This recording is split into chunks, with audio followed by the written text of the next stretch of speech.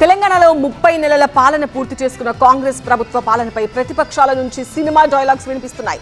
రేవంత్ పాలనకు ఇంటర్వెల్ అయిపోయిందని, Congress cinema first half disaster అని విమర్శించారు కేటీఆర్.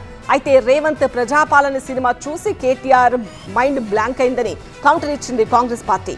కాంగ్రెస్ 2023లో ప్రారంభించిన ఆటను 2028లో బీజేపీ ముగిస్తుందని కామెంట్ చేశారు కిషన్ రెడ్డి.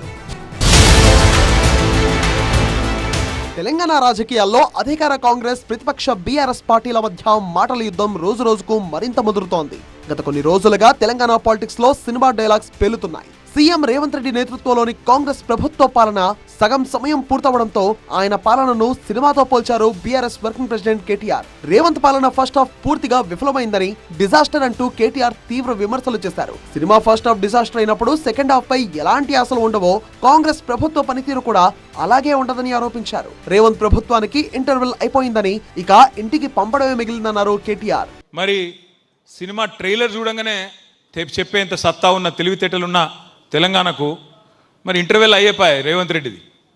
50% టైం అయిపోయిందా లేదా? ఇంటర్వెల్ ఒడిచిపోయింది సినిమాకు. ఇక శుభం కార్డు ఒకటే పడేది ఉన్నది, ఎలగొట్టేది ఉన్నది, అంతే, ఏం లేదు.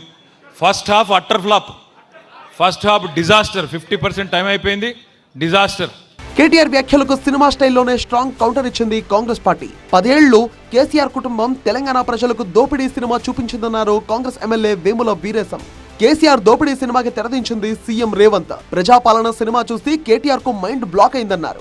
మా ముఖ్యమంత్రి గారు వాళ్ళ 10 సంవత్సరాల కుటుంబ దోపిడీ సినిమా స్క్రిప్ట్ ను బద్దలు కొట్టి డిజాస్టర్ చేసి ప్రజాపాలన, ఇందిరమ్మ రాజ్యం అనే ఒక గొప్ప మూవీని తీసుకొచ్చి తెలంగాణ ప్రజల ముందు పెట్టారు.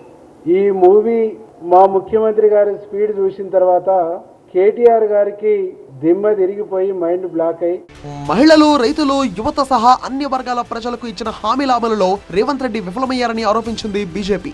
6 గ్యారంటీలు, అబద్ధపు హామీలతో అధికారంలోకి వచ్చిన కాంగ్రెస్ ఆటని 2028లో బీజేపీ ముగిస్తుందన్నారు కేంద్ర మంత్రి కిషన్ రెడ్డి. 4000 పెన్షన్ ఇవ్వలేదు, వృద్ధులకు, వితంతువులకు మోసం చేసిండు కాంగ్రెస్ పార్టీ, రేవంత్ రెడ్డి, అదేవిధంగా రాహుల్ గాంధీ.